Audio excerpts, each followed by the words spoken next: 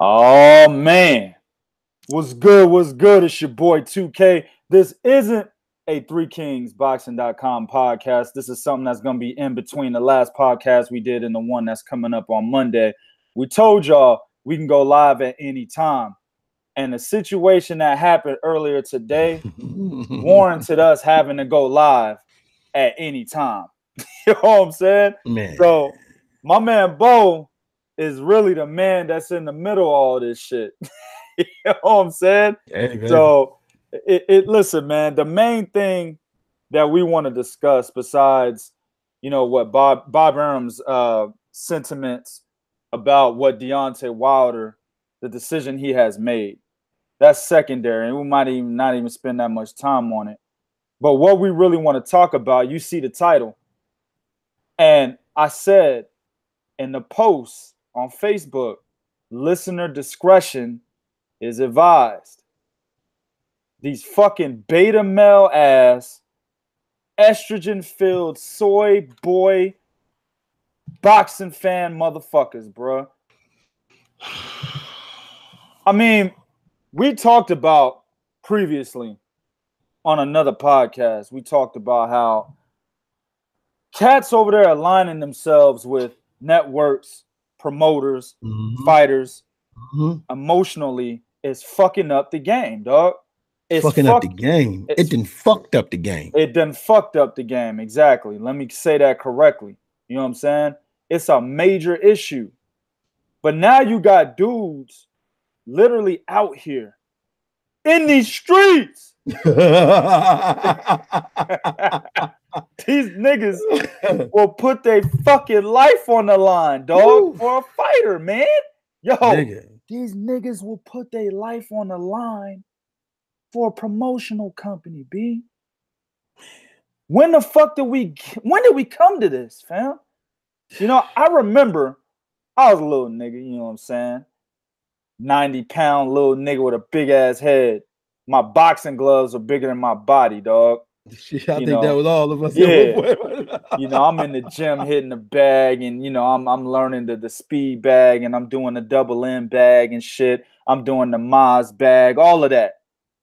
And at that time, of course, I had fighters that I liked. Roy Jones Jr. I liked Roy Jones Jr. more than I liked Floyd Mayweather Jr. later on in life, right? Mm-hmm. Roy Jones Jr. is probably the most captivating fighter I've ever got the opportunity to see. You know what I'm saying? The fighter that actually got me into wanting to fight was Larry Holmes. Okay. My dad did that shit. I can respect that. Yeah. Mine was Hagler. Yeah. And my dad put me on Larry Holmes. It was like, yeah, look at this nigga. You see that jab? You need to learn how to do that right there. Right. You know what I'm saying? Word life. So I was like, yeah, I want to use that shit on a motherfucker. You know what I mean?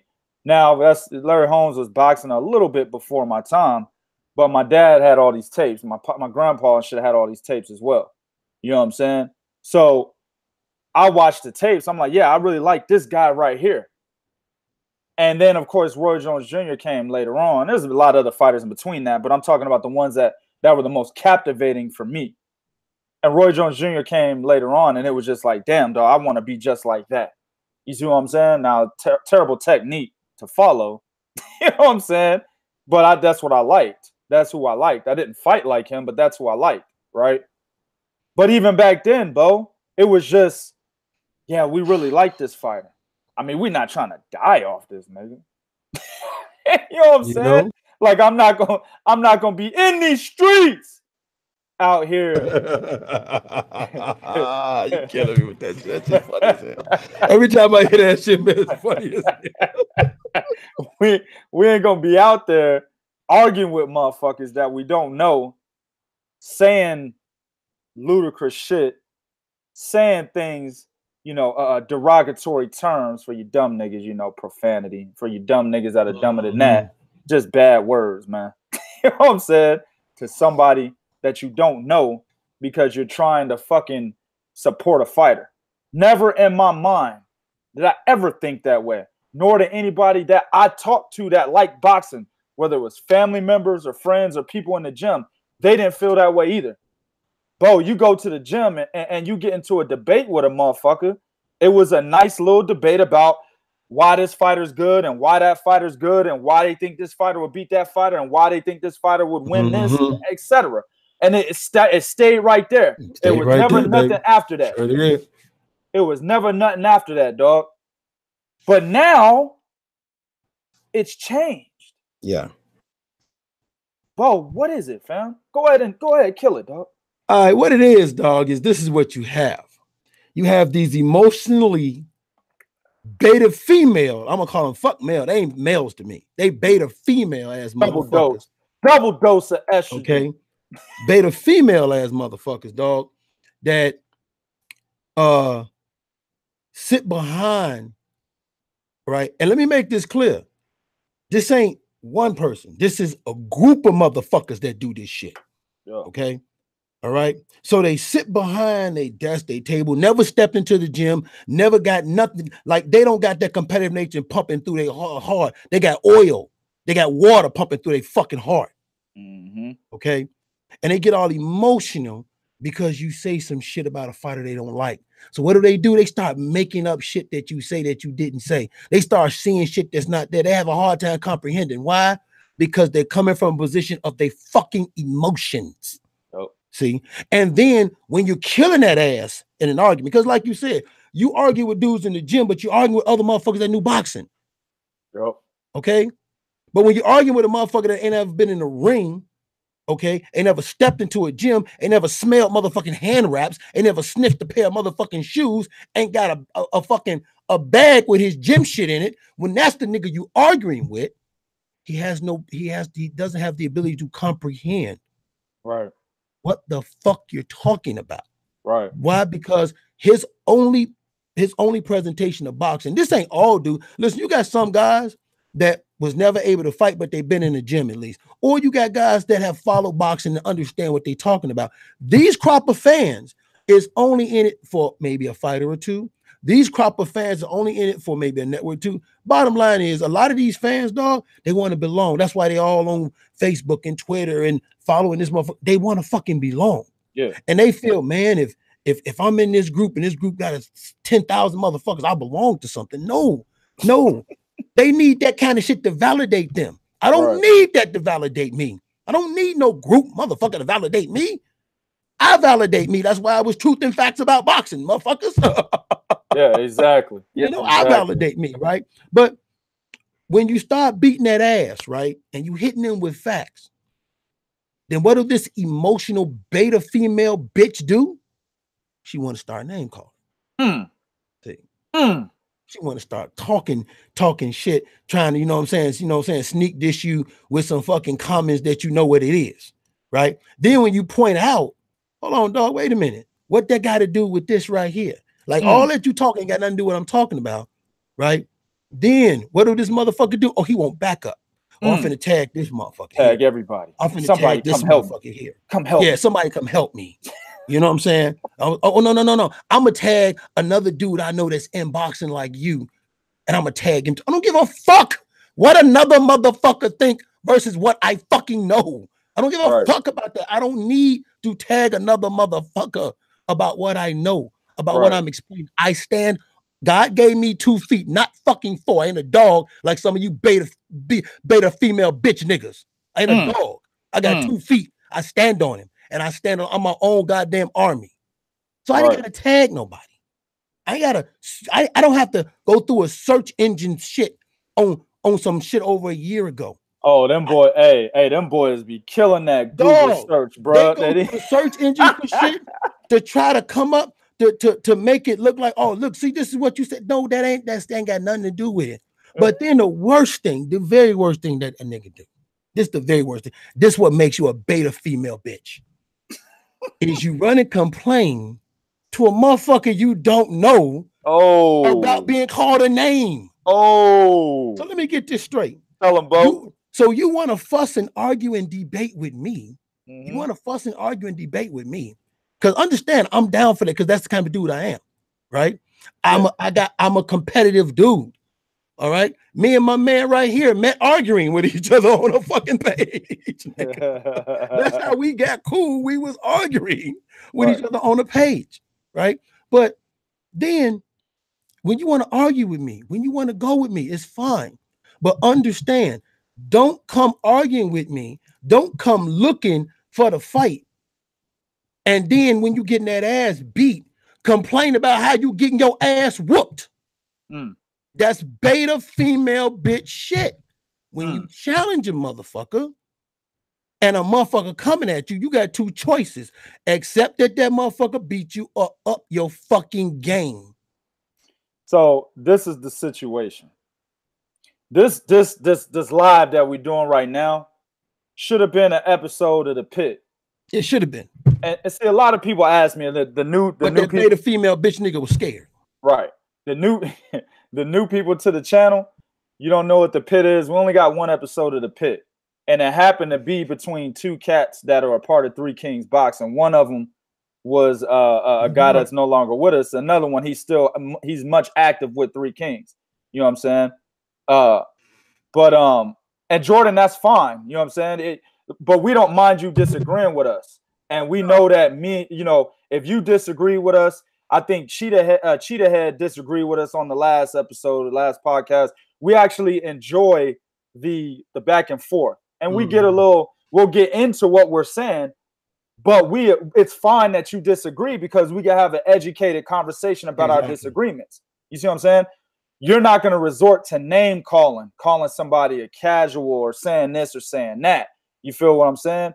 So that's the difference between these estrogen filled ass niggas and then people that actually know what's really good in boxing. You see what I'm saying? They actually know how to communicate. You see what I'm saying? And the problem here is, like I said, this was supposed to be a second episode of The Pit.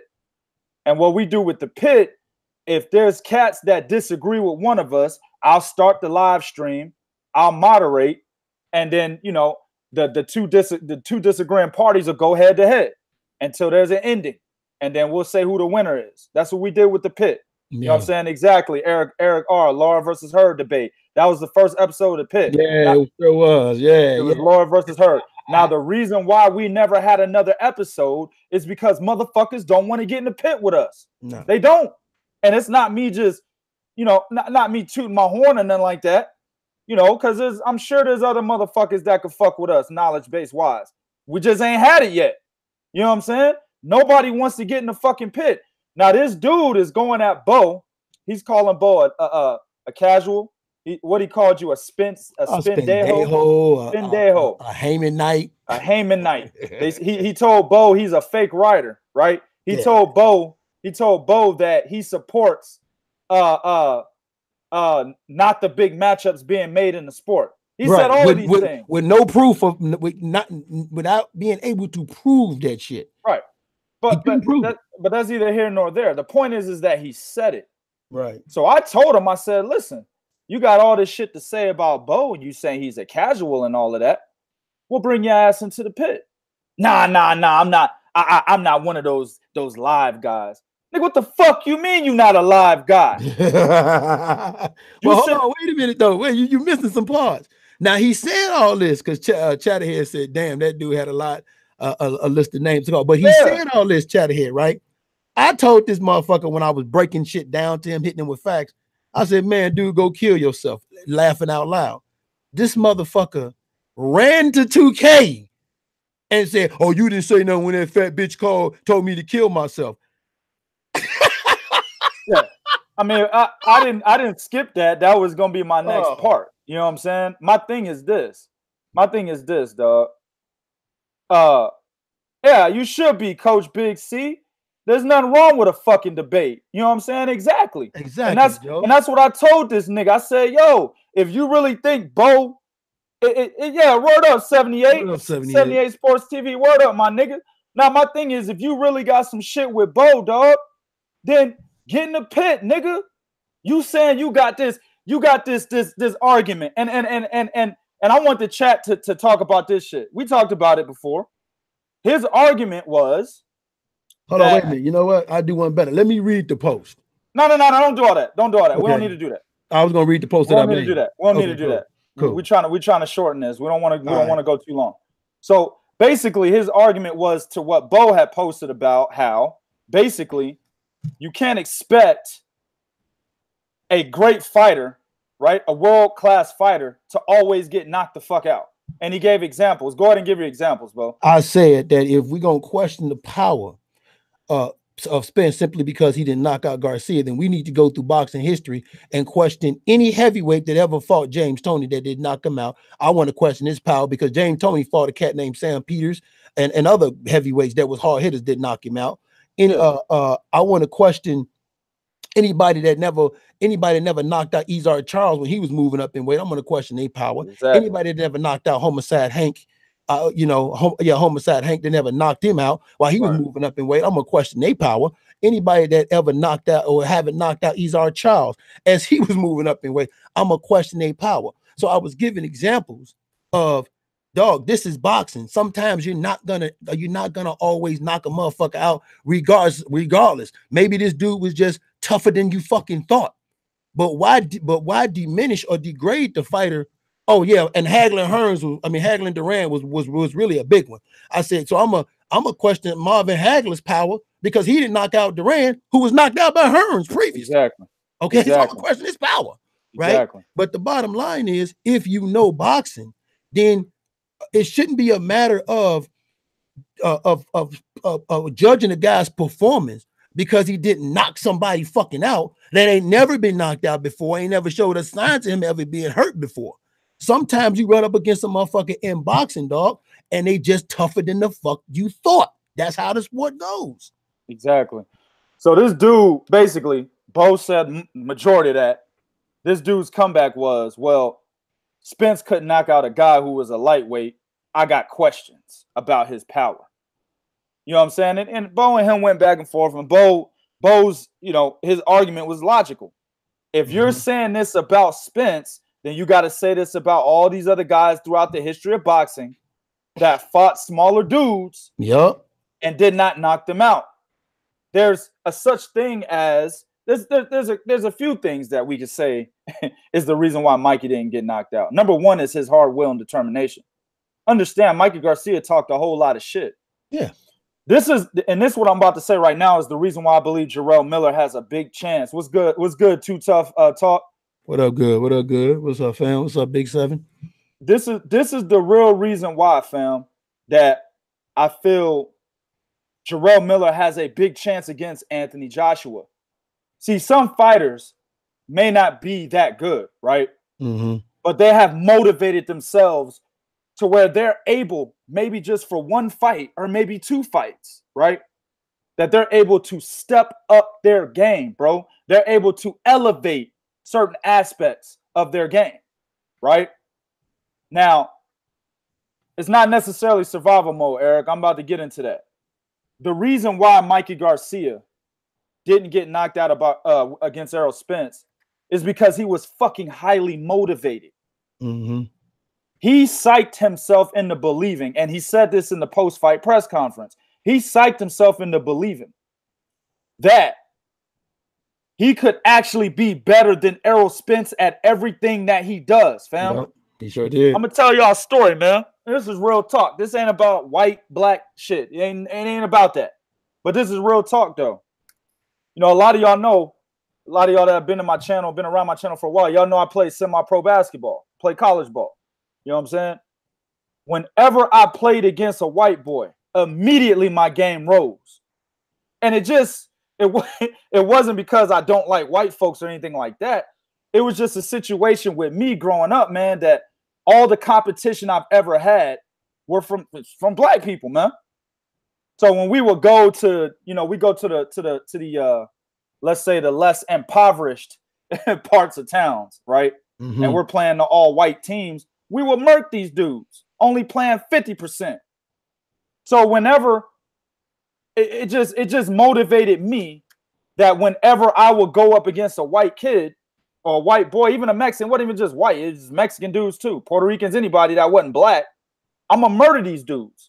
And my game elevated better than what it probably really is. You see what I'm saying? Right. Same thing what happened to Mikey. Now, in this case, he had trouble in terms of his overall game. Errol Spence was just that fucking good. But what he elevated in was that he told himself he would not get knocked out. What's good, Red? He told himself he would not get knocked out. Yep. He prided in himself that he would not get fucking knocked out. You see what I'm saying? Exactly, the Texan. Yeah, yeah, right. That's true. Yeah, exactly. But Too Tough, that doesn't matter. It's either here nor there. You know what I'm saying? I'm just saying. If you wasn't a brother guarding me on the court, I was gonna smoke you, dog. That's just how I felt. That's just what motivated me. Different things motivate people in different ways.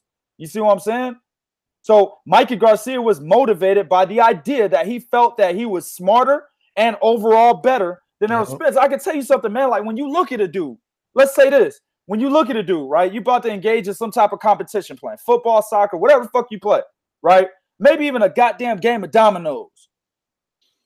Y'all, none of y'all can't tell me in anything that you've played, any type of competition that you've been a part of, you looked at your opponent and was like, man, I'm about to smoke this nigga. Look at this nigga, man.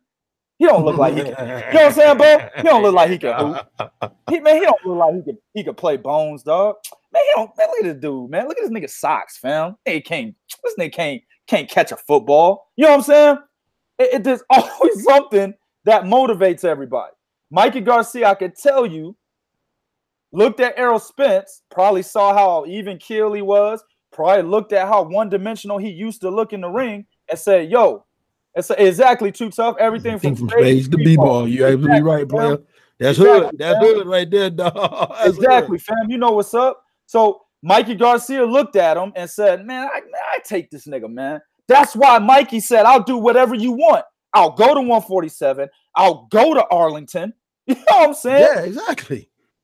He said, you can even walk out last. I don't give a fuck because I can beat you. He motivated himself to the point where even in the ring when he was being outclassed, he would not get knocked out. That's why he didn't get knocked out. It had nothing to do with survival mode. It was strong will. That's what it was. All right. Now, we're trying to explain this shit to this dick riding estrogen filled motherfucker. And he gets to name calling. So I tell him, like I said, yo, just get in there and debate. Well, I don't want to debate. My thing is this. If you're a real man, I told him this. If you're a fucking real man, dog, and you on social media and you get into it with a motherfucker, right? There's a difference between having a textual debate and just being stupid with what you're saying. Exactly. When you get to the point where it's no longer a textual debate and you're sitting there arguing with a motherfucker and you sit there and start calling them names, well, now it gets to the point where, nigga, we about to put you in the spotlight. We about to make you answer for all the name calling that you were saying, and we gonna make you talk to us, or at least we're gonna try to get you to talk to us. We want to hear your voice. And see, a lot of niggas don't want to do that. No. They don't want to go live. No. You know why? Because when you behind that keyboard, oh, you can say all sorts of shit, right? Oh, you safe. Yeah. You can go on Google and look up a nigga real quick before you respond. And then respond, make sure it's the right response. But when you live, nigga, you on wax, you on the clock, as they say on chess. Everybody knows I'm a chess player. When your ass is on the clock, nigga, motherfuckers can actually hear whether or not you really know what you talking about in a live debate. You know, you sitting there cracking and you can't get your words together. You can't articulate yourself right. Then a real alpha male nigga starts yelling and drowns your bitch ass out. That's when we know what you really about, dog. And see, a lot of these motherfuckers don't want to get exposed in that manner. Nah. AKA beta males, dog. You see what I'm saying? Oh, I hope this motherfucker's listening to this. Because if he won't, even if he ain't listening to it live, it's coming his way. It's coming his way. Hold on, man. And wait, this what really killed me too is, right, the majority of these cats we talk about, they're in these rooms, and the rooms they in is 90% of the room has already leaned toward whatever opinion they got. Like, that's why they'll join him. So like, if you don't like Andre Ward, you'll join a room that says fuck Andre Ward. If you don't like PBC, you'll join a room that says fuck PBC, right? So they join these rooms, okay? Because it's like, hey, I ain't got to worry about conflict. And if somebody say something, I can say something. I have everybody on my back, right? Because I'm in a room that's 90% dominated by what I think and feel. So when this beta female bitch nigga thought my comment was put in a room, that really tripped me out, because I'm like, That's my personal page. I put it on my personal page. Why? Because I'm leaving it open for anybody to debate this shit. Not just for motherfuckers I think gonna agree with me, for anybody. Right? And the fucked up part about it was he was the only stupid beta female bitch on there doing all that arguing. Everybody else is making sensible, intelligent comments and debates. It's still going on even now. Yeah. See what I'm saying? Exactly. Going on even now. But when you call for a fucking challenge and the challenge gets accepted, because again, I'm a fucking competitor at anything I do. I'm a competitor. So when you call for a fucking challenge, okay, and the challenge is accepted, you got two choices. Raise your game, like we saw Earl Spence do against Mikey, or take that ass whooping like a fucking man, like we saw Mikey Garcia do from Spence. When you get to snitching, he called me this. He mom, daddy. When you get to doing that kind of shit, telling another man what another grown ass man said to your beta female bitch ass, I'm gonna call you that. You're a beta fucking female to me when you do that. Yeah. Right? Yeah. And then when it's all said and done, where did I go? Like, it's, you know what, you know what's funny to me is, and it's crazy, right? Because you're arguing with guys that have a different sense of reality. You're arguing with guys that are upset because they can't do that. So instead of just admiring from afar, they want to pretend that's me doing this shit. So I feel some kind of way because that's me doing it. Or I feel some kind of way because I can't do it. So I'm gonna express my disappointment. Yeah. See? Yeah. That's really what you did. You dealing with dudes, right? That in no shape, form, or fashion, they know that they're not about that life, never been about that life. Oh, but I got all these things to say if it was me. See,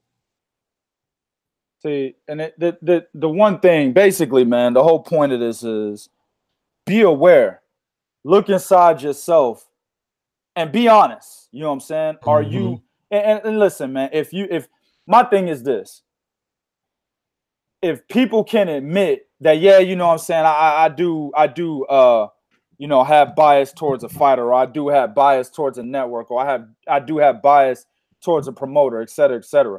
If cats admit that, I have no problem with that. You know what I'm saying? You know, it's a situation where, okay, you should look inside yourself and try to be a little bit more objective. You know what I mean? But don't be out here in these streets. You know what I'm saying? You gotta get that dude back on, man. That's my guy. That's my nigga right there, man. Shout out to Kashad. But don't be out here, you know, on social media arguing with cats that are really trying to bring objectivity to the sport, man. There's no reason for that. Because at the end of the day, you'll always lose because you're too fucking emotional. Yeah. And my thing is, bro, why would you be emotional with why would you be emotional towards any entity in the sport and you not getting paid for that? Like, I can understand, you know, for example, I think Errol Spence went on ESPN, right? Remember that? Yeah. And Max Kellerman was talking to him and shit. Max Kellerman got a little bit emotional when they started talking about Terrence Crawford and Errol Spence. You know, at that time, he really wasn't trying to talk about Terrence Crawford. He was more into talking about Keith Thurman. And Max Kellerman got a little bit emotional about that. Well, in that case, he's supposed to. You want to know why? Because at that time, Top Rank and ESPN, they were already won. They were already an item, right? Max Kellerman works for ESPN. Therefore, he works for Top Rank when it comes to boxing. So he's getting paid to be emotional. So he gets a pass for that. You know, when Teddy Atlas is being emotional on when he was being emotional on fucking ESPN, well, he's getting paid for that. Jim Lampley, this bias as that motherfucker was, well, he's getting paid to be that bias. You see? These fucking fans out here that are doing this shit, they're not being paid.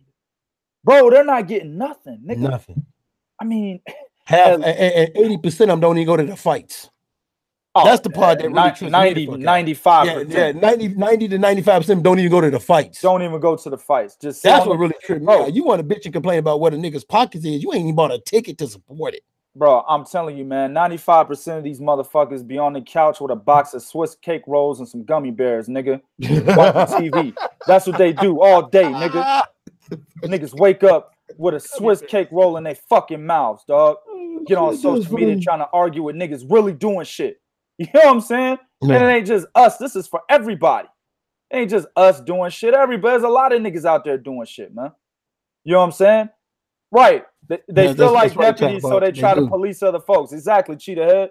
You right about that. do. They feel like that. But see, again, that's that pack mentality that a lot of these dudes got. You know what I'm saying? They not alpha dogs. Okay. Nah. You ever go to a motherfucker house and he got all these dogs? He got 5 dogs, but this one dog is on the porch where everybody else is down there. And all them other little dogs know, don't go up on the porch. That's that big dog spot right there. Yeah. See, they got these guys got these pack mentalities. Yeah. Okay. They're going to get in the group because, you know, like you said, they too fucking scared to go out on the limb. They too fucking scared to start something on their own. They too fucking scared to go outside that little, you know, group of guys that think like them and do what they do. So they get with that pack and they stay with that pack. And wherever the pack goes, that's where they go. See? Yep. And that's the problem, dog. The problem that boxing has is boxing has allowed motherfuckers, okay, who don't know the game, that don't understand the game, get too close to the fucking sport without properly knowing what the fuck they're watching or what their position is supposed to be. You're a fan.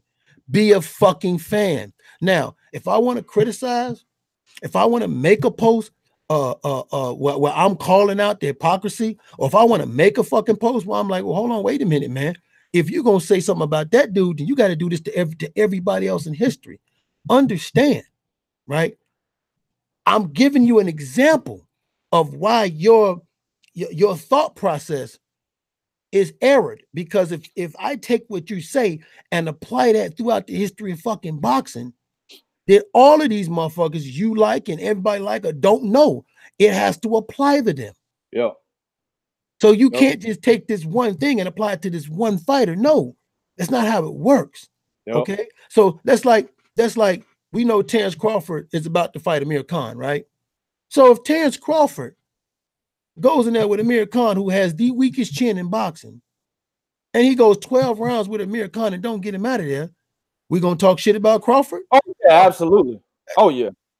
But not us, but they gonna go off. Yeah, they gonna go off. See, yeah, they gonna go off. But that beta female bitch nigga, oh, he gonna try to justify that shit. See, that's what I'm talking about. Because this motherfucker, and the funny thing is, this motherfucker's profile picture is of another man. That's another sign of a beta male. Like, hold on, bro. Your profile picture is Terrence Crawford's logo, dog. Nigga, I would never, ever put another man as the profile picture of my personal shit. You know, see, and I might take this shit too far. You know what I'm saying? And it is what it is. I've always been a by myself type of nigga my entire life. You know what I'm saying? Anything I do, I can fucking do it by myself. You know what I'm saying? I got friends and shit that roll with me, of course, but I've always been a by myself type of nigga. So sometimes I might take the alpha male thing too far. Like, I won't wear a fucking jersey, bro. I won't wear a football jersey, a basketball jersey, none of that shit. Why? Because it got another nigga's name on the back of that. Yeah. I ain't trying to wear no another nigga name on my back, nigga. You know what I'm saying? That's just how I was like that as a kid, bro. You know what I'm saying? You know, I had family members say, "You want a jersey?" Nah, man, got that nigga name on the back. Nope. You know what I'm saying? Right. Yeah, dog. Like, that's just me, fam. So I would never have a logo. I mean, you'll see a fucking Three Kings logo. That's what I created. You know what I'm saying? I had that on there. But you know, I never understood how these niggas, man, it's funny, you do beta male shit, but then you have the audacity to try to fuck with somebody who's on their square, dog. They not off it, they on it. Yeah. No, my thing is this, and I want to propose this question to the chat. Do y'all, if you get into it with somebody, right, and somebody tells you, all right, let's debate, don't you feel like your masculinity at that point will basically make you make the decision to be like, all right, I got to see this fool. I got to see this dude, man. You know what I'm saying? I'm saying all this. This is after you done called the motherfucker about 6, 7 names, right? After you done, you called him a fat bitch and all this shit. Bo's not even, well, the funny thing is, Bo's not even fat. I know that's what had me laughing. Yeah, word up, Jordan. They are. Bo's not even fat. You know what I'm saying? But he called Bo a fat ass bitch. Okay. Well, debate him then. You got all this shit to say, debate him. Nah, I ain't no live guy. Well, my thing is, nigga, if your masculinity was overrunning your femininity as it should, you had more testosterone than estrogen, nigga, then you would have been like, you know what? Fuck this bitch ass nigga. Yeah, I'm about to battle this cat because I ain't got no respect for him. See, there was an episode of The Pit that didn't actually make the pit. It was on Bo's channel. Oh, yeah. And it starred me versus some Jamaican motherfucker. Now the thing is, this Jamaican cat did kind of the same thing this cat was doing with Bo. The only difference is, and I commended him on the actual show. I said, yo, a lot of niggas wouldn't get on here with me like this. You know what I'm saying? Good shit for you, dog. But I'm about to murk your ass. And it was a slaughter. I mean, there was blood everywhere, nigga. You know what I'm saying? There was blood everywhere. But see, this is the thing, though. When he was like, he asked me, he said, yeah, well, I mean, we could debate about it. I jumped on it because I knew this nigga couldn't fuck with me, right? But that's my thing. Shouldn't the masculinity in you be like, yeah, I'm about to jump on that debate? And I told him, I said, dog, what you mean you're not a live guy? You know, I don't really like talking live. Nigga, it's the same thing as having a conversation. The only difference is that you're not showing your face and you're not standing in front of the dude. It's like talking on the fucking phone, dog. You know what I'm saying? Word up, cheetah. Exactly. It's like talking on the phone with somebody, man, and y'all having a discussion. What's the difference? You telling me you don't have discussions with people over the phone, nigga, in your everyday life? So that's what I'm saying, man. Like, y'all gotta be aware of this shit, man. Like, and look at yourself and see if you have aligned yourself so much so with a fighter, a promoter, a network, a manager, anybody. Have you aligned yourself so much with these people that you're willing to go out there and argue with a bunch of fucking strangers because of how you feel, and argue to the point where you can't even have a civil conversation anymore? Yeah. You know what I'm saying? This shit is crazy, man. Well, it's beyond crazy because, look, man, and like I say, a lot of you guys in the chat have either been in my channel, been here, or have even seen me on Facebook, right? Okay. I take a lot of shit. I'm cool. Shit don't bother me. I take a lot of shit because I'm 50 years old. Like, a nigga ain't gonna ever say nothing to me I ain't never heard before in all my 50 years on this planet, right? You know what I'm saying? So I take a lot of stuff, right? But understand, the one thing I'm gonna draw the line at is like the calling me the bitch, the fat, the Haman night and all that shit was funny to me. But when you ran to tell another motherfucker on me, like I'm a kid, like, oh, I'm gonna tell this motherfucker. Or when you tag another motherfucker, like I'm supposed to run. Like, that's the type of shit that you, like, motherfuckers do shit. They think you do shit that they punk ass do.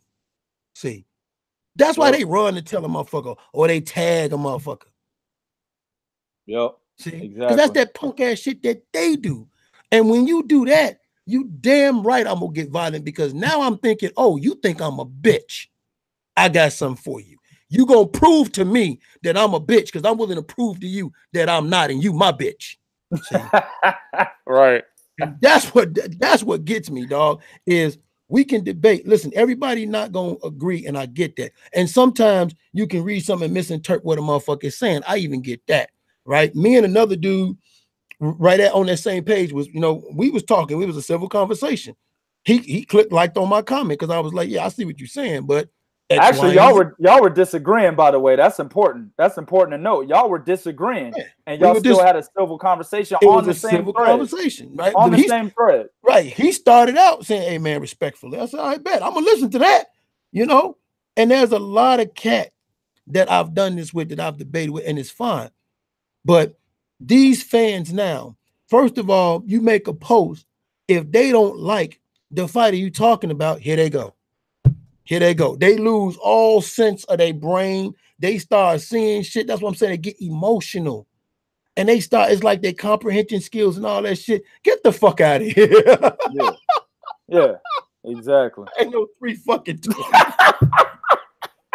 I was gonna throw that shit in there on the slide. Nigga said he saw that. Hey, real talk, I could still bench 315. I think I did it about 2.5 weeks ago. Yep. So I can still bench 315. Yep.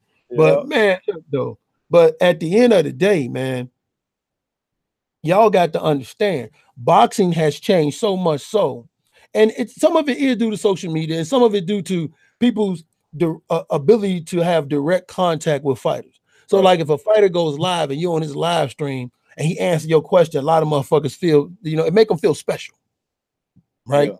Okay, but understand that fighter's live stream you on that answering your question, yeah, motherfucker, I sat next to him. Exactly. Okay, like these dudes that y'all read about, Dan Raphael, Lance Pugmire, Mike Coppinger, Steve Kim, yeah, motherfucker. We've sat at the same table that they've sat at. You know what I'm saying? Fucking what's my man 2K? My dog that run the fucking, matter of fact, the dude that worked for Top Rank when he recognized me from the last fight. Oh, I can't never think of that guy's name. I can't think of his name. He recognized me from the last fight. He's like Bob Arum's left hand man. And Brad, that was it. Brad. Yeah. Brad recognized me from the last fight. Okay, like these dudes, like these fighters that you motherfuckers stalk on Instagram and shit. I talk to them. Yeah, we go to the fight. We sit next to them. We talk to them. We interview them. You know what I'm saying? So today's fans, unlike in the past, because of social media, they feel they have a direct connection to them. They feel they have a closeness, but you really, really don't, because at the end of the day, that fighter ain't putting no money in your pocket. Yeah. See what I'm saying? Yeah. It's I mean, it's something that you're not gonna beat, because I've said before, boxing has gone commercial by selling the knockout as the only thing. Back in my day, they taught you boxing. When I used to listen to Howard Cosell, Dr. Freddie Pachenko, when I would listen to Marv Albert, they taught you boxing by explaining to you what fighter A and fighter B would do to make it best. They taught you that shit. Promoters would teach you boxing by explaining why this is a good fight to watch. Now it's all about who can say the worst shit. You know what I'm saying? Who could or you know, who could be the most controversial. And these fans latch on to this shit because if the media is dissing somebody, they're gonna, oh yeah, okay, I'm gonna jump the bandwagon, I'm gonna diss this. Mm-hmm. Okay, this shit makes no sense. And then when you want to talk to me about mismatches, okay, we can talk about mismatches. Why? Because that's a common fucking thing in boxing. Right. It's a common fucking thing in boxing. Oh, it's very common today. Okay, yeah. Very common. But sometimes the mismatch turns out to fuck you up. Like the one fight I always mention, 2K, and you know it, Isaac Dalbay. Yeah. Emmanuel Navarrete. I always mention that. Okay, that was a mismatch. Navarrete won. All right. Fucking Mike Tyson and Buster Douglas, the biggest mismatch. Buster Douglas won. That happens sometime in boxing. That's why we watch it, because you can't write nobody off, and you really can't say what is a bona fide fucking mismatch because you just never fucking know. Man, word up. I mean, there's a lot that goes into this shit, man. But yeah, man. At the end of the day, we talk about how, you know, certain fights aren't being made, and you know, fighters ducking this guy and fighters ducking that guy, and fighters putting too much emphasis on the O. Understand all that, and all of that is appreciate you, the Texan. All of that shit is it is important. It's pertinent to why boxing is suffering. Yeah. But one of the major things that a lot of people don't talk about is the fans and their allegiance to these different entities, man. Word up, Too Tough. Word up. Word bad, man. Yeah. Exactly. Too Tough. Yeah, they were killing it, dog. Yeah. You know, PBC was supposed to only last until April 2016. It's fucking 2019 now. Yeah. You know what I'm saying? I mean, I could say the same thing about DAZN. Niggas are saying DAZN wasn't ever gonna do shit. DAZN whack as fuck. I mean, they just signed two of the biggest fighters in boxing. they actually have two of the biggest fighters in boxing, Anthony Joshua and Canelo Alvarez. So, I mean, at the end of the day, when niggas align themselves, hold on. At the end of the day, when niggas align themselves with shit, they end up looking stupid. You know what I'm saying? That's what they look stupid with PBC saying it was going to end in 2016. And them niggas that said DAZN wasn't going to be shit look stupid right now because DAZN is actually doing a very good job. You see what I'm saying? Go ahead. What were we going to say? I was going to say, when you think about it, they actually revitalized the career of Demetrius Andrade. He was dead. Oh, yeah, exactly. He was dead, dog. He was dead. Oh, you got Demetrius Andrade. You got Tevin Farmer. Tevin Farmer, yep, revived his career. You're right, yeah. I mean, Tevin Farmer is a champion that has 4 fucking title defenses. I believe it's 4 now. Yeah. That's something we never thought would have happened. You know, before he was with DAZN, he was over there arguing with Tank with no belt. Yeah, no shit. You know what I'm saying? No shit. So now he's with DAZN. This is motherfucking champion with 4 weight title defenses talking about a unification. Exactly. So, hey, Jordan, you see, here's the thing. I didn't think it was that big of a mismatch as most people, only because of the ability and skill set of Mikey and what Earl showed us that he has issues with. So I didn't think it was that big of a mismatch. But those people that thought it was, I don't have a problem with it. But at the end of the day, if I'm willing to give Garcia, like if Garcia was going to get credit for the victory, then you got to give Spence that same amount of credit for the win. And that's the whole point that I make is, I've said this numerous times, I don't give a fuck. When you step in that ring, you still got to do your job. You still got to win the fight. No matter how much of a favorite you are, you still got to fucking prepare and win the fight. See? Exactly. And once you do that, you should get the credit because bottom line, especially in a situation like Lomachenko and motherfucking Rigo, like Gennady Golovkin and motherfucking Kell Brook and Spence and motherfucking Garcia, right? Hell, even Gennady Golovkin and Vanes Monterosian. Right. This wasn't what they asked for. It wasn't what they fucking asked for, dog. Yeah. Okay? Yeah. None of them was looking for that. Golovkin was trying to get Eubanks. He pulled out. And then the situation with Canelo happened. Lomachenko was chilling. And then Rigo did what he did. And then Spence jumped in the ring and Sean Porter. He wasn't even thinking about Mikey. But Mikey was fucking with him. Mikey was fucking with him. The same thing with Guillermo Rigondeaux was fucking with Loma. Yeah.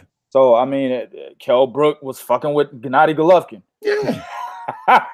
So, these motherfuckers said, okay, well, shit, you want to fight me? I'm going to knock your bitch ass out. Yeah. It is what it is, man. Like, I don't know, man. We're going to move on to the next one. But before we do, man, I want to address some shit in the comments section real quick, man. Where we at? My man Too Tough said, watch the move Bob and Frank did with Tyson Fury versus Tom Schwartz. Well, that move right there, complete mismatch on paper because nobody knows who the fuck Tom Schwartz is. Exactly. We in the industry and we don't know who this motherfucker is. I don't even think that nigga's not even ranked. Yeah, he's not even ranked. You know not even ranked. But Tyson Fury can get away with that since he holds no belt, right? He can get away with because he can get away with for 2 reasons. He holds no belt and is top ranked. Yeah. On ESPN. Well, I said this would happen. Yeah. You know, they're going to use. Yeah, they said he's number 2 by the WBO. That's right. He is ranked by the WBO. I forgot about that. Man, I forgot about that too. Damn. He sure is ranked by the WBO. I did see that earlier. Good shit, Too Tough. But you know what I'm saying, appreciate that. See, like I'm not going. Oh, Too Tough, fuck you. Oh, nigga, no, you're right. Exactly, nigga. You're right. Nigga, fuck you, Too Tough. You gonna be coming my fuck you doing coming up here with that shit. Don't be coming in my chat. Don't be coming in my chat spitting that real shit. Nigga, what the fuck wrong with you, dog? Yeah. 2K, look, 2K, look at Too Tough, 2K. Look at Too Tough, 2K. Hell yeah. But the thing with that shit is, man, it's like we were talking about before. You know, Tyson Fury, they can put him against anybody, man. You know what I'm saying? Now, a lot of people was like, well, he's got to fight somebody of note because they got to get a return on the revenue of that 100 million or whatever, how long it was. Right. You know what I'm saying? How much money it was. He said it was 100 million. Bob Arum said it wasn't 100 million. So no, who fucking knows what it is? But they still got to get a return on that revenue. You know what I'm saying? But I always said it really didn't matter because they're going to try to shock the boxing fans. If they feel like they got a lot of people watching this fight on ESPN, then they can match him up with somebody else that's like a Tom Schwartz in his second fight. Oh yeah, You see what I'm saying? And they'll do it because the thing about, and I said this too, the good thing about putting these fights on the Plus app is it doesn't lose you any money. Yeah, because it's the Plus app. Right. So like you don't have to worry about views or who's going to watch it. It doesn't matter at that. You know what I'm saying? Like the only thing you may have to worry about is the money when it comes from the stadium. Like, you know, how many people you think will watch it? 5,000, 10,000, whatever. That's the only thing you got to worry. But as far as viewership and all, you won't have to worry about that because when you put it on the Plus app, that, you know what I'm saying? That's what people subscribe for, and they can watch it anytime, but they ain't watching it solely just for boxing. So you ain't got to worry about losing money when you put it on that Plus app because that Plus app ain't just for boxing, but we can throw it on there and not worry about, hey, y'all lost all. No, we didn't lose anything. It's on the Plus app. You know what I'm saying? Exactly. So it's a big mismatch, but it's something that I said was that could possibly happen. Not saying that I knew he was going to fight a nigga named Tom Schwartz, but I knew that shit was going to happen. Yeah, I knew they were going to do that for the first fight. Same thing they did with Canelo and Rocky Fielding for his first fight, right? So maybe the next fight, I know they were talking about Oscar Rivas, which is, in my opinion, it's an excellent fight. Now, you got these dumbass, these beta male boxing fans out there shitting on that fight because they don't know who Oscar Rivas is. No. You know what I'm saying? That's actually a pretty good fight, and it's a dangerous one for Tyson Fury. You know what I'm saying? Actually it is. They were actually talking about motherfucker. Goddamn. Yeah. You already know we interview Oscar Rivas. This motherfucker's hands are like bear paws. Now I know why he knocked out Brian Jennings at the end of that fight. You know what I'm saying? Like two big ass bear paws, man. That's a big nigga right there. And he's got a lot of power. And he's not stupid. He's a former Olympian. You know what I'm saying? So Oscar Rivas beat Kubrat Pulev in the Olympics. Sure did. You know what I'm saying? So that was actually a good fight that they were talking about for his first fight. Of course, they go with Tom Schwartz, so they might go with Oscar Rivas next. That's an excellent fight, in my opinion. I'm going to go to Jordan's comment, man. He said, what do y'all think about Hearn coming out and saying the biggest fights are in America? He previously said the UK is the biggest platform. Can we take him serious? Well, you got to understand, the next fight that he's promoting is in America. How dare you beat me to it? Yeah, you got that. That's the first thing you got to look at. The next fight that he's promoting is going to be in America. So he's got to say the best things he can about America so that the fan base can attach themselves to his fighter, his top fighter. Right. Mm-hmm. So that's all that is. It's not really, I mean, you shouldn't really take any promoter seriously, to be honest with you, dog. Exactly. Promoters are in the business of marketing, which means they'll do and say whatever they can that benefits them in the long run. Terms of financially, right? If it comes to they have assets. Their assets are called fighters. You see what I'm saying? So they're trying to promote a product or an asset, which is their fighters. You know what I'm saying? Yeah, dog. We know about that. Eric, we did. I actually wrote a go to 3kingsboxing.com, type in Jaron Ennis. I wrote a prospect watch article on him, man. I did that last year. Go check it out. Hey, yo, didn't you interview him at a fight? Nah, we didn't interview Jaron Ennis. Nah, we didn't interview him. Who was that? It was some prospect you interviewed at the fight. I interviewed a couple of prospects. They on my on this page, on this channel. But yeah, go check it out on 3 Kings, man. But yeah, at the end of the day, when it's a promoter, man, you really can't trust much of what they say, bro. Because they're in the business to making money too. Exactly. All right, well, my man King Phillips says, so DAZN went $19.99 because they just added MLB on the platform. Nah, I disagree. I don't think it's because of that. It's because they signed Canelo and they signed Gennady Golovkin. Yeah. That's why I think that. I mean, it could be because of that. You might be right, King, but I think it's because of, they signed Gennady Golovkin and Canelo Alvarez, and there's an opportunity for the biggest fight, one of the biggest fights in boxing, is going to be exclusively on DAZN. Yeah, because the only reason why it's hard for me to look at MLB is because most Americans watch MLB on ESPN. Yeah. So, you know what I'm saying? And so a lot of people ain't looking at MLB in the US like that because we got, for years, MLB has been in ESPN, as far as I can remember. You know what I'm saying? So that's, I don't think it's just because of MLB. Yeah, good point. Yeah, that's probably right too. He said $19.99 because they need more for Wilder. Hey, that $300 million contract they gave to Canelo, man. Like we talked about this in the last podcast. They've been spitting out money like crazy. Yeah. Who fucking knows, man? There's a lot of money that they throwing everywhere, man. And we don't know if they're getting a return on that revenue or not. They're not talking about that. So who knows, man? But I knew whenever they signed Golovkin that there's an opportunity for the price to go up. Yeah, Oz Luna, we talked about, or OZ Luna, excuse me. We talked about that in the last podcast. I broke it down for everybody. Yeah, you basically take 99.99 divided by 12, you get 833. Right. Exactly. But that's only if you come out your pocket $100 right now, and pay your annual fee. You know what I'm saying? But if you don't, you're gonna be paying that $19.99 monthly. That's if you're a new subscriber. If you're a current one, you'll still pay $9.99 for a year. And then when that year's up, then you got to make the decision to pay a bill for that year or the $19.99 monthly. Hey, yo, that's possible too, Tough. That's very possible. Oh, yeah. It could be. Very possible. Listen, man. Listen, guys. At the end of the day, I still think Wilder Joshua happens. Whether Wilder signs with DAZN or not. Eddie Hearn has already came out and said he has not relegated Anthony Joshua to just DAZN. He's already said this. Mm-hmm. So that opens up the window for Anthony Joshua and Deontay Wilder to be on Showtime if they wanted to be. You know what I'm saying? He's already said this.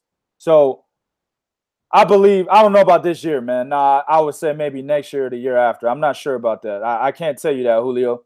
But I know that fight. I do believe that fight happens. Well, I believe it happens for a number of reasons. See, and this is where we're going to go into what Bob Arum, because Bob Arum said that Wilder and Heyman and Finkel did the right thing. Yeah. They said they did the right thing because in the end, he could wind up making more money doing it the way they're doing it than what he would have got at DAZN. Now, understand something. All right.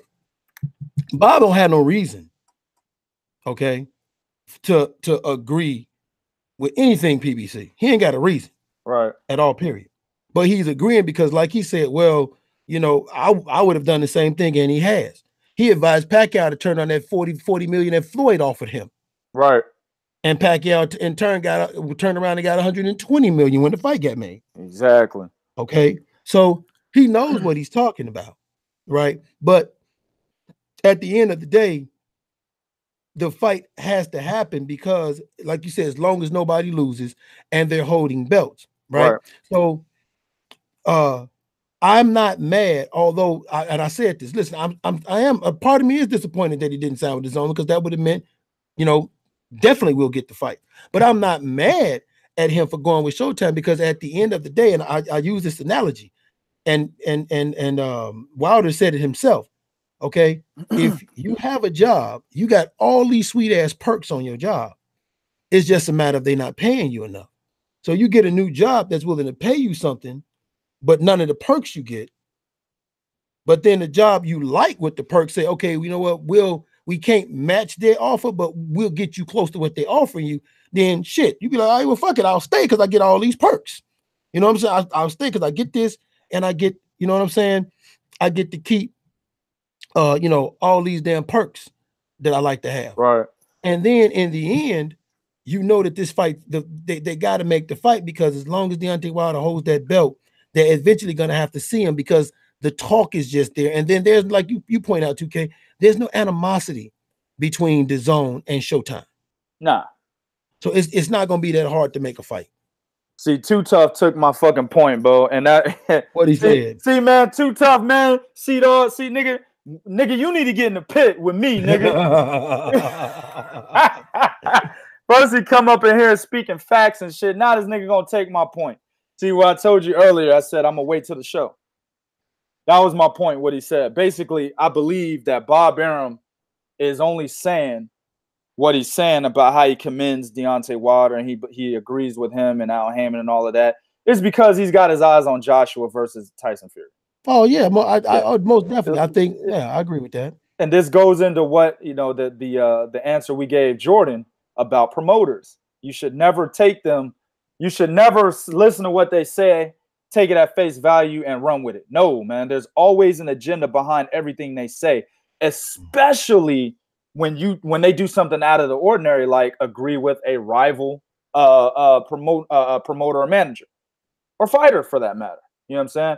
Now, there's no beef with Bob Arum and Deontay WIlder, but there was a beef between Bob Arum and Al Heyman. And while the two they do business together today, there's still some shit in the back of their head where they're like, yeah, that nigga's a snake. Watch him.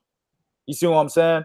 Exactly. He said, Cheetah Head said, yeah, anytime Arum agreeing with Al, start looking for the angle because that shit ain't what it seems. Exactly.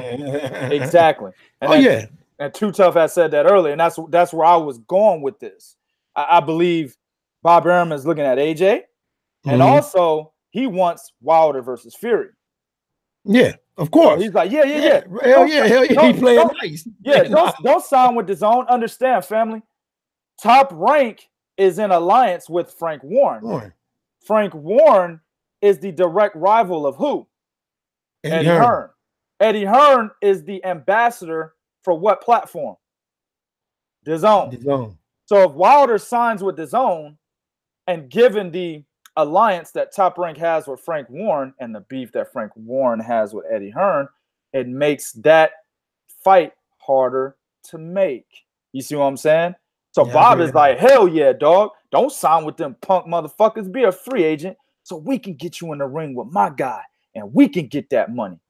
Then on the flip side, when he hang up the phone with Deontay WIlder, he like, yeah, you know what I'm saying? He talking to Todd the Buck. Yeah, you know what I'm saying? You know, fuck Deontay WIlder, nigga. I only agree with the motherfucker because I'm just trying to get a fight, get that money with that nigga. But real talk, we going for AJ. Wilder gonna still be a free agent. AJ not a free agent. We can get that motherfucker. Remember, Eddie Hearn said he don't have to fight on DAZN. We get that motherfucker come over here. Yeah, but then Eddie Hearn just switched that out real quick. Yeah, he would be like, well, his contract. Yeah, he would switch that up real quick. And again, that goes back to what we said. You should never take what a promoter says at face value, dog. You should run with it. You should, but I think there is some legitimacy of truth to what Bob is saying here. Right. I think it is, and I think it's. I looking at what you guys are saying and really thinking about it now, you're absolutely right because Too Tough mentioned that Guy Warzi is number 2. Fury is ranked number 4. Now, number 1 is Dylan White. And Eddie Hearn's been having Dylan White chilling at that spot for a minute. Okay. Like he's using Dylan White as his blocker. Like, you know what I'm saying? Like you sit right here at number 1. Yeah. Right. Because the WBO has yet to name a Mando with Dylan White sitting right there. Right. So, given that, yeah, you guys have a very good point because what you have now, and this is what I was about to say, see, Showtime realizes it's a lot of money out there and they don't want to be left out in the game. So they like, listen, you know, get fucking Deontay WIlder, hey, you know, oil him up, grease him up. I don't care what you motherfuckers got to do, but get him to understand he needs to stay here with us where he can be the face of boxing for Showtime. Because if he goes over to DAZN, he'll probably be the 3rd or 4th dude behind AJ, Canelo, and Gennady Golovkin. Right. See? Right. So Wilder's saying, hey, listen, you know what? I'm cool over here because over here, I'm top dog. If I go to DAZN, I'm underneath these motherfuckers. No, I stay over here where they still gonna pay me. I might not make 100 million, but if I make 75 or 80, I'm cool and I get to do what the fuck I want. And then I can make other fights. And Bob is looking at the same thing. That's why he jumped in and signed Tyson Fury, right? And Eddie Hearn is looking at the same thing. So all 3 of these dudes know it's massively a lot of money out here because Wilder could fight Fury again. And then fucking Fury could fight AJ. And then AJ and Wilder could fucking fight. Like, it's about 3 or 4 fights these dudes can make and make a boatload of money. And they all know this. Yeah. Yeah. Exactly. Exactly. Yeah. Miller, Jacobs, and 3G. Yeah. Word up, man. So, like we said, man, just whenever a promoter says something, and I only really expect this from the cats that align themselves with different entities. So there's real cats out there that only fuck with Top Rank and Bob Arum. So, you know, of course, Bob Arum says this, then they're going to feel a certain way, whether negative or positive. Oh, they're going to turn on him when he said it. They're going to turn on him when he said it. It's like kind of like I lived in San Antonio for a while, right? Right. San Antonio Spurs fans are just like these beta male fans we talked about in boxing, man. And I'm talking about them Spurs fans out there. And I did security for the Spurs for 5 years. You know what I'm saying? So doing security with the Spurs, for the Spurs, I did building security, which was the Spurs games. I did concerts, WWE, all that shit, right? Now, I came in overnight, which means if the only time I would be there when the game was still going is if it went into overtime. That's when I came into work. So I was coming in when everybody was leaving. You know what I'm saying? So I was breaking up the fights. You know, at the end of concerts, niggas will watch a Lil Wayne concert. You got 10,000 people that thought they were hard that night. You know what I'm saying? So, you know, but anyway, with the Spurs fans, the way that they acted, dog, was like they hate a motherfucker until that motherfucker join their team. Oh yeah. Then they love him. Oh yeah. I mean, they're notorious for that. That's what I think will happen here. Bob Arum might, you know, they love Bob Arum and love everything he says. You know what I'm saying? And they say something, or he says something about Deontay WIlder. They may not like Deontay WIlder, but they're gonna agree with Bob Arum because it's Bob Arum. Yeah, exactly. You know what I'm saying? That's where they start becoming hypocritical and contradicting their previous thoughts and shit and things that they said. They could have just made a post calling him Beyonce WIlder. Then this news came out. Then all of a sudden it's okay. He cool. You know what I'm saying? Yeah, right. So we welcome him with open arms now. yeah. I mean, I remember a motherfucker one day told me. Now this is before Kawhi Leonard was Kawhi Leonard. This is when Kawhi Leonard was like a rookie. I told him, I said, so, because LeBron was looking to move or something like that, right? We knew LeBron was going to move around. I said, so you telling me if LeBron goes to the Spurs, y'all not going to give up Kawhi Leonard? They're like, no, man, fuck LeBron. I take Kawhi Leonard over LeBron James any day. Now, this is like 3 years before Kawhi became who he is now. Right. And no way in hell this motherfucker projected Kawhi Leonard was going to be the Kawhi Leonard he is today. You know what I'm saying? But that's the type of shit the Spurs fans are. And that's how a lot of these beta males in boxing are. Man, fuck this nigga until they align themselves with whatever entity, you know what I'm saying, that they like. Then it's, oh, well, I know I used to say some things about him, but well, he's cool now. That's how they are, man. Well, mind you too, right? Mind you too, a lot of these cats, and shout out to Julio Ortega, because he, I know for a fact he's been consistent on his criticism about the Mikey, the Loma, and the Gennady Golovkin, right? But mind you, you know, these are the same dudes, right? Who not only do they do the same thing, okay, but their whole thing is, you know, they have this you against me mentality, right? And it's supposed to be us for boxing, but they have this you against me type mentality, which I don't understand. If my fight is fighting your fight, it ain't no you against me. You know what I'm saying? It ain't no you against me. It ain't no me against you. Right. You know, it's both of us supporting the sport of boxing because we like this dude, whoever it is, for whatever reason. There's no hidden agenda behind me liking a fighter. Like most of the time, and I'll say this, some of the fighters that I've liked, they have resemblance of the way I came up in boxing, right? I like Terrence Crawford. He got that dog in him. I like that shit, dog. Like, fam, that shit. Like when Terrence Crawford, I think it was Hank Lundy, when he looked down the crowd and he told his manager, you know, did you get what you was looking for? Oh, yeah. Dog. Dog. Yeah. Hell, yeah. Even when he was talking to him about Regis, he said, okay, well, tell Regis to come to 147. And I did that shit. You know what I'm saying? I like they got that dog in him. Same thing with Earl. You know, when Earl was like, yeah, you know, Sean Porter can't even fill up a Christmas dinner. You know, he can't even fill up a Christmas dinner table or a Thanksgiving dinner table. Oh, I guess Keith Thurman gonna stay hurt, you know, while I'm still winning. You know, so I like dudes, you know what I'm saying? They got that dog in them. So, I mean, we all love this sport of boxing. I've said this before. I wasn't crazy about HBO going out of business. And 2K, you know, I really wasn't crazy about this shit. Like, man, because it hurt somebody from being seen. Well, it's another outlet that we're losing. Exactly. I mean, I don't like Jim Lampley. I didn't like Larry Merchant when he was over there. Max Kellerman, he's an all right dude, even though we interviewed him. I'm still not too big on Max Kellerman. No. But the thing is, it's another outlet that we lost in order to watch boxing. That's what I look at it as. You see what I'm saying? That's called objectivity. You know what I'm saying? We just need more of that shit, fam. We really do. Yeah, well, yeah, we definitely need more of it.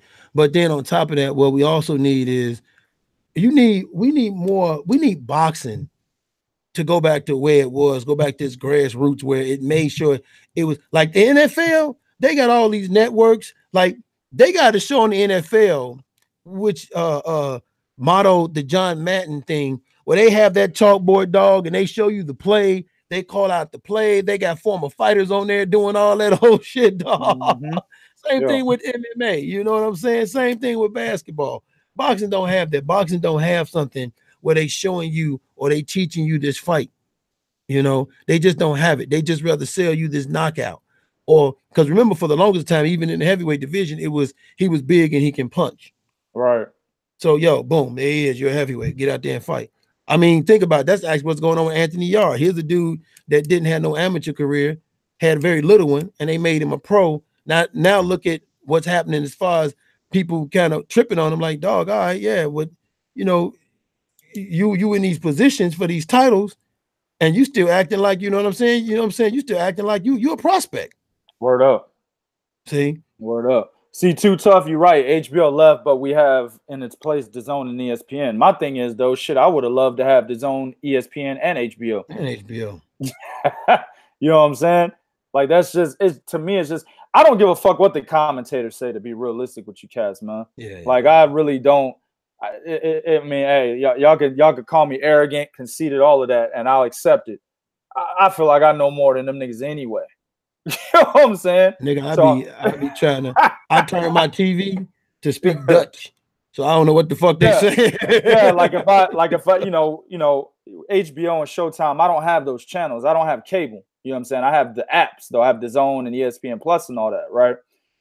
So with HBO fights, typically, man, I'll stream them and shit. And I'll stream like a motherfucking French broadcast. It don't bother me because exactly. I don't need to listen to what they say in any fucking way. No. I know what I'm looking at as I'm watching the fight unfold. I don't need the commentators to come in and say what I'm looking at, tell me what I'm looking at. I don't need that. So at the end of the day, like I said, man, it's another outlet that we're losing. Cheetah Head, having informative commentating is vital, especially as boxing is flooding television and all these new casual fans get pulled in. Exactly. Well, but you also got to blame TV for the way these fans are because of some of the agenda that was being written by, I'll say it, cats like Dan Raphael about PBC, right? So now you have these fans watch. Get this nigga. You're making me lose my point, nigga. Bo be watching Boxeo and shit. Hey, real talk. 2K tell you that's true. I watch it too, man. I don't know what the fuck they saying, but I watch it. Right. But what I was saying, you all maybe forget my point. What I was saying is that this nigga fucked me up. By boxing doing a disservice and selling fans the way it's selling it to them, then what you now have is you have a lot of fans that regardless. See, this is what really irks me is when I start hearing some of the things that I hear, that tells me regardless of what an outcome of a fight was going to be, you was going to shit on it anyway. Right. Okay. So like I remember back in 2016, right? All these beta bitch female ass dudes was hollering for Wilder to fight Luis Ortiz. And I remember telling cats, yo, man, where was you niggas back in 2015 when I was talking about Luis Ortiz? Where the fuck y'all was at, right? So then Wilder fights Luis Ortiz. He beats him. Then all of a sudden it's, well, how do we know Luis Ortiz was skillful? You see what I'm saying? And it's the same thing here. So Earl Spence fights Mikey Garcia. You weren't going to give him credit anyway, right? But then he goes in there, he dominates this dude for 12 rounds. And your excuse for not liking it or whatever your shitting on it is, well, he didn't knock him out. But then if he'd have knocked him out, well, it was Mikey Garcia. He was a lightweight. What do you expect? So you already went in knowing you, regardless of the outcome, you was not going to give this motherfucker no kind of credit. Right. Right. You know what you said about Luis Ortiz, and you're like, nigga, when did y'all start talking about Luis Ortiz? That's how I feel about Naoya Inoue, man. I've been talking about that nigga since 2014. And then all of a sudden you got all these Inoue heads and shit out of nowhere. It's like, y'all niggas didn't know this shit, man. I was the first dude in that fucking boxing group that was talking Naoya Inoue. And as a matter of fact, there was a dude that checked somebody. Said, man, nobody ever talked about Inoue before. Yeah. I did a video of that nigga on my Whack channel. That's the Whack channel. You know what I'm saying? Right. I did a video saying he should have won Fighter of the Year in 2014 over Terrence Crawford, man. You know, and I had mad dislikes. Who the fuck is a Japanese fighter? Who is this guy that was going off? Now it's like, oh, I've always known the Naoya Inoue. And get the fuck out of here, bro. You didn't know this nigga. You know what I'm saying? We have to do this kind of shit more often because these dudes, they killed it in the chat, my nigga. Yeah. Yeah, the Maloney brothers are good, bro. Yeah, are good, dog. Andrew, and damn, what's the other one? The one that that's the one that lost to Emmanuel Rodriguez. Jason Maloney. Yeah. They are pretty good. Jason Maloney's gonna bounce back, even though he lost to Rodriguez. He should bounce back. Good though, man. Yeah, they are good. Rodriguez is good. Yeah, right. Emmanuel Rodriguez, who about to fight, about to get beat by Naoya Inoue. He good. Yeah, man. Rodriguez is good. Yeah, he is. I like I said, Mike said it too. Mike Wilson. He said that Naoya Inoue fucking Luis Neri fight, bro. I can't wait to see that shit, bro. If it ever happens. Texan is out there. Texan is wild. What is that? TV and the emasculated culture that's behind the internet with pages, what pushes this generation followers for shock value. Oh yeah. Yup. I agree with that 100%. 100%, dog. That's what it is, man. That's what it is. You got a whole bunch of emotional motherfuckers. Yeah, that shock value is it's valuable. Yeah. You got all these these niggas today are sweating estrogen. They sweating it, B. You know what I'm saying? So when you got that, bro,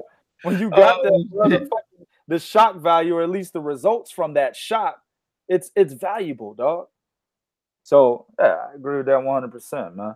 What he said, the WBSS is really getting good with promoting the lower weights by putting 118 out there. Absolutely, I agree with that 100%. I agree 100%. That's why I'm glad they figured out how to continue to finance that. Yeah, and you know what's funny is the cruiserweight division got a lot of love from the WBSS, man. When Usyk and all them were there, everybody was tuning into the cruiserweight division for the first time in like fucking 5 decades. Man. You know what I'm saying? A lot of niggas don't even know that. You know, you ask cats, you be like, man, who's the greatest cruiserweight of all time? Niggas can't even answer the question because they don't even know Evander Holyfield was down there. Evander Holyfield, Michael Moore, Spinks, Archie Moore. Yeah. They don't even know that though, bro. They don't know that shit. Yeah, cruiserweight's so overlooked. They don't know that. Yeah, it is. Remember Bobby Chaz? Yeah, you like mentioning Bobby Chaz. Come on, Bobby Chaz was nice, dog. Bobby Chaz was nice, man. Bobby Chaz and my man Quicksilver. Roy Jones fought him. What's his name? He's from Colorado. Quicksilver. What was that cat's name? Man? Look him up. Quicksilver. Yeah, he's something Quicksilver. Nigga was from I think he's from Colorado up there. It ain't Virgil Hill, is it? That's it. Okay. That's it. I couldn't remember if Virgil Hill's nickname was Quicksilver or not. Yeah, it was Quicksilver. Yeah, Virgil Hill was all right too, man. He wasn't like that though, bro. Hey, but man, Bobby Chaz was nice. That was my dog. Man, that nigga was all right, nigga. But let me look at the chat, man. What did Eric R say? Yeah, y'all said that shit first. I didn't even know that class existed. I'm guessing he's talking about. I guess he's talking about 118. What class you talking about, Eric? I know I talk about the little guys a lot. You know what I'm saying? I don't know what class he's talking about, but what guy? Yeah, nigga, they sweating estrogen, bro. I ain't playing, fam. These niggas be fucking in nut estrogen. That's what they do. You know what I'm saying? That's what it is today, man. That's what it is today. Oh man, too tough. Spinks was a cruiserweight. I thought he went from light heavyweight to heavyweight. Exactly. That's what I thought. Answer to that, Bo. Answer that, Bo. He might have. I thought he fought at cruiser. Nah, man. He's a light heavyweight that went to heavyweight. Oh, okay. I thought Archie Moore. I don't remember Archie Moore at cruiserweight. He was a light heavyweight. And light heavyweight went to heavyweight. Damn, I sworn him that nigga fought it. I could have sworn Spinks fought at cruiserweight. I mean, I'm sure there's a fight in there where he's within the cruiserweight limit, but he wasn't really at. Yeah, no, Archie Moore definitely fought in the cruiserweight limit. I don't remember that. Yeah, he always fought in the cruiserweight limit. He might have, because you got to remember back then it wasn't like monitoring the weight wasn't really like it is now. Well, Archie Moore is known as one of the best light heavyweights of all time. Yeah. So I mean, yeah, Kawhi, man, that's actually the fighter. Kawhi was a cruiser. Yeah, I know Kawhi. I talked to him. That's the fighter that put Evander Holyfield on the map. Yeah, he sure was. Niggas be like, David, hey, yeah, get the fuck out of here with that shit. Hey, it's not that bad of an argument though. David Hay was a unified champion there. Yeah, my man, Too Tough. Cruiserweight wasn't around then. Exactly. That's all I'm saying, Bo. Bo don't be listening to me, dog. You don't be listening to me, man. Motherfucker wasn't at no cruiserweight. All right, man. We gonna shut it down. We just wanted to go live to discuss things because basically, man, when we talking to y'all, it's kind of therapeutic. There's a whole lot of shit that we go through in this industry. You know, when you start something like this and you're competing with a lot of motherfuckers that this nigga said David the Toe Hill. Hey, that's when he complained about that's why he didn't fight. When he fought Vladimir Klitschko, nigga say he stubbed his toe. Yeah. No, okay, you know what? Y'all right. I'm looking at it right here. Y'all right. Man. Hold on, nah. What about Leon? Let me look at Leon Spinks. Leon Spinks? I don't remember him at cruiserweight either. No, I think that's the one. Which one is the one that beat Ali and only? Yeah, Leon Spinks was a cruiserweight. Nigga. Leon Spinks was a cruiserweight. Okay. I don't remember. Yeah, I'm like, man, I know one of them Spinks boys was a cruiserweight, man. Leon Spinks was a cruiserweight. He could have been. I don't fucking remember Leon But Spinks. no, Archie Moore, yeah, no, you guys was right about that. I always thought that he was a cruiserweight. Nah, he was one of the best light heavyweights of all time. No, y'all right about that. But I'm like, no, Leon Spinks was a cruiserweight. Yeah, Michael Spinks, man, he definitely wasn't a cruiserweight. No, he wasn't. He was a light heavyweight. Y'all, yeah. But yeah, anyway, man. But basically, like I was saying, man, when you start something and you're competing with a lot of other motherfuckers that have been in the industry for a long time, people tend to basically say, you know, they're not for, how do I say it? They're not accepting you the way that you should. Even if you breaking news, you doing all this shit nobody else is doing, it takes them a while to come around and accept you. So we go through a lot of shit on a day-to-day basis. You know what I'm saying? And that's why we do the things we do on this podcast that we like to have every Monday and Thursday. And then, you know, we got the pit. We got a lot of things that we do, you know what I'm saying, to just keep everybody engaged and understanding what Three Kings is really all about. All right. Go ahead and follow us, Three Kings Boxing, on Twitter at Three Kings Boxing, Instagram at Three Kings Boxing, and Facebook.com/Three Kings Boxing. Also hit the website, man, when you get a chance. Go on there, check the articles out, hit that donate button and support the authors.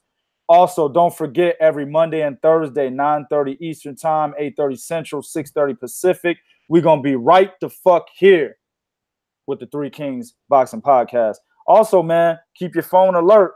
Always check back because you never know when we're going to go live, just like we did today. We might fuck around, go live tomorrow. I don't know. It just depends on how we feel. All right? I appreciate everybody in the chat. Shout out to everybody in the chat. Word life. We up out.